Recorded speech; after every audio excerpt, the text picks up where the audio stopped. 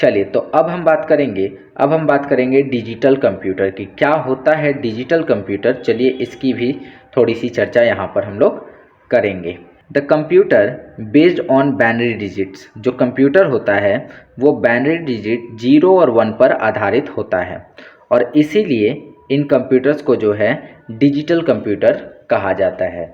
तो वैसे सभी कंप्यूटर जो 0-1 की कॉन्सेप्ट पर आधारित हो, बाइनरी डिजिट पर आधारित हो, वे सभी कंप्यूटर जो है डिजिटल कंप्यूटर की श्रेणी में आएंगे। इस बात को ध्यान रखना।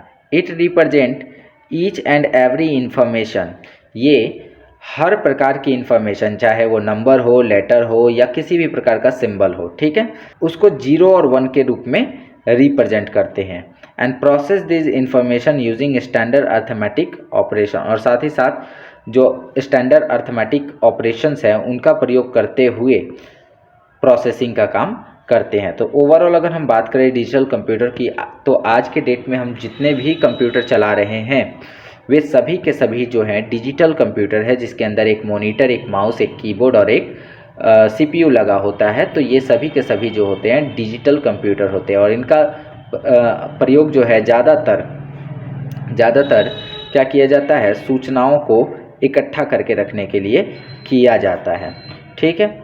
चलिए, उसके बाद अगर हम बात करें तो ये जो कंप्यूटर होते हैं वो 0 और 1 पर बेस्ड होते हैं, और इस पर बेस्ड होने के कारण ही इन्हें डिजिटल कंप्यूटर नाम दिया गया है।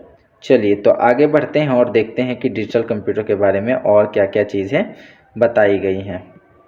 अंकों की गणना करने के लिए डिजिटल कंप्यूटर, यहाँ पर कंप्यूटर लिखा है, ठीक है, अंकों की गणना करने के लिए डिजिटल कंप्यूटर का उपयोग किया जाता है। अब अधिकतर कंप्यूटर डिजिटल कंप्यूटर की श्रेणी में ही आते हैं। यह इनपुट किए गए डेटा और प्रोग्राम को 0 और 1 में परिवर्तित करके इन्हें इलेक्ट्रॉनिक रूप में प्रस्तुत करता है। ध्यान दीजिएगा कि जो भी डेटा आप कंप्यूटर में डालते हैं उसको वो 0-1 में कन्वर्ट करके फिर उसे इलेक्ट्रॉनिक करंट में करके और सीपीयू तक पहुंचाने का काम करता है, ठीक है। डिजिटल कंप्यूटर का उपयोग व्यापार में, घर में, पढ़ने के लिए या फिर किसी भी अन्य कामों के लिए हम लोग प्रायः करते हैं। तो ये बात याद रहेगी। तो चलिए अब आगे बढ़ते हैं।